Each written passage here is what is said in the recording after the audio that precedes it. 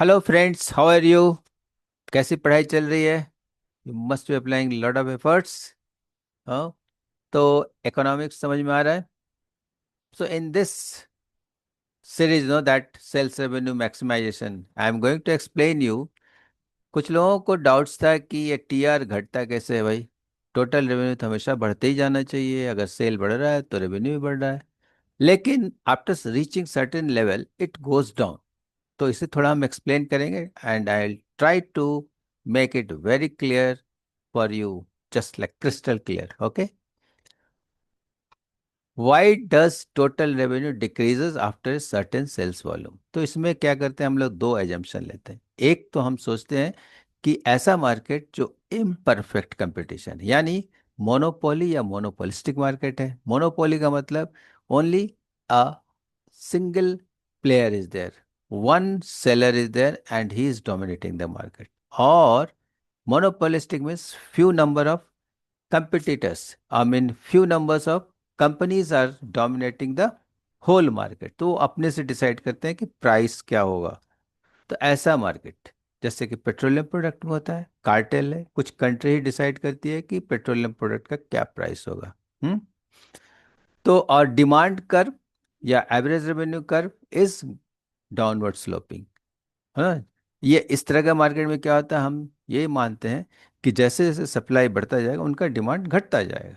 It is just like that satisfaction level in the earlier lesson I had explained you that in the demand curve what happens when you supply, that demand is going down. है ना? तो let us see how does it work. इसमें क्या है, T R is equal to price into quantity. So T R क्या है, total revenue. Price और quantity को जब मल्टीप्लाई करोगे तो क्या मिलेगा, रेवेन्यू मिलेगा। है ना? रेवेन्यू मतलब जो पैसा आपके पास आ रहा है। Price is lower down for increasing the sales volume. और जब हम ये भी सोचते हैं ना कि जब सेल्स वॉल्यूम बढ़ाना है तो आपको प्राइस डाउन करना ही पड़ेगा। ये है, initially the price drop is small so increasing the sales volume increases the total revenue significantly. तो क्या होता है ना कि ये जो डिमांड कर्व आप देखोगे ऐसे है ना, इधर एक्स एक्सिस में क्वांटिटी है और इधर प्राइस है वाई वाई एक्सिस में। ठीक है, तो ये डिमांड कर्व है गोइंग डाउन। तो जब डिमांड आप सप्लाई कर रहे हो तो डिमांड घटता जा रहा है। और ये it is also representing U A R. A R is average revenue. Average revenue क्या होता है? अब रेवेन्यू कैसे निकाले आपने, पी इंटू क्यू और डिवाइडेड बाय टोटल क्वांटिटी कर दो, that is nothing but price. से डिमांड भी है, प्राइस भी है, और क्या, एवरेज रेवेन्यू भी है। तो after a point where drop in price outweighs the gains from selling more units, so TR starts falling. तो क्या था, शुरू में क्या होता है ना, जब आप प्राइस को घटा रहे हो तो रेवेन्यू बढ़ता है। हालांकि प्राइस घटा रहे हैं लेकिन क्वांटिटी सिग्निफिकेंटली बहुत ज़्यादा बढ़ जाता है, तो टोटल रेवेन्यू बढ़ जाता है। लेकिन आफ्टर सर्टेन लेवल वो क्या होता है, फिर डाउन होता है। वो हम फर्दर ग्राफ से और डेटा से समझ सकेंगे। Late us see the next slide, what is that.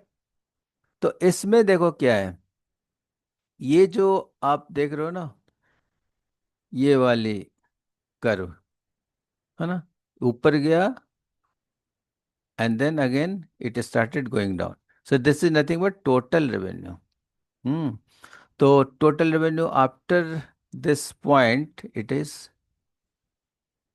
Going down. And this dark line, what is this? This is nothing but marginal revenue, है ना, मार्जिनल रेवेन्यू कर्व है। और ये जो आप देख रहे हो डी डी, ये क्या है, ये डिमांड कर्व है। डिमांड कर्व स्लोप, और you can say straight line is there going down. Then this price, marginal revenue and total revenue, it is in y axis and quantity is in x axis. तो जब आप supply करते हो तो फिर further demand घटता जाता है और ये जो रेवेन्यू है शुरू में बहुत तेजी से बढ़ता है, बढ़ता गया, after this level it started falling down. तो ये जो पॉइंट है यहाँ पे क्या है, मार्जिनल रेवेन्यू देखो, ये जो डार्क वाली जो है ना स्लोप, यहाँ पे क्या है, जीरो हो गया, MR = 0। इसके बाद अगर आप फिर भी सेल करते हो तो क्या होगा, टोटल रेवेन्यू डाउन होगा। And marginal revenue is what, delta TR divided delta Q, means increase in total revenue for increasing 1 unit of quantity sales. So here it is clear it is going down. Hmm? With data, do you want to see this? How is it happening? Hmm? Here you are saying that it is increasing, price is decreasing and quantity is increasing. So the product of that P into Q, it is increasing here. But after certain time, what happens?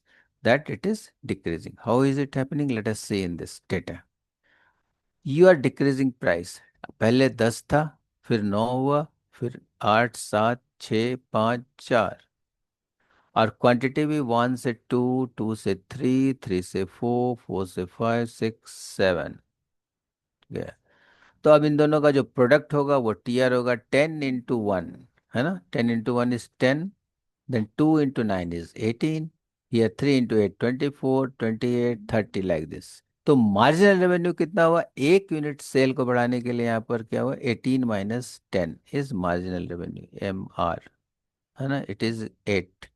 यहाँ पर क्या हो गया, जो further एक unit बढ़ा cell, तो यहाँ पर 24 - 18 is nothing but 6, here 28 - 24 it is 4, here 30 - 28 is nothing but 2, but here again 30 - 30 is 0. So marginal revenue has become 0 here. And after that, still if you drop the price and try to increase the sale, the TR, the total revenue will go down. So you are seeing the data, it is saying, है ना, तो total quantity जो है आप तो बढ़ाते हो, लेकिन प्राइस ड्रॉप करने के बाद टोटल रेवेन्यू घट जाता है, पहले से घट गया। अब अगर ग्राफ डाउन जा रहा है तो नोबडी वांट्स टू डू। हालांकि देखो, जब MR = 0 है तो कोई ज़रूरी नहीं है कि वहाँ पे प्रॉफिट होगा, वहाँ उसके पहले भी आप रुक सकते हो। And that thing I had explained in the earlier lesson.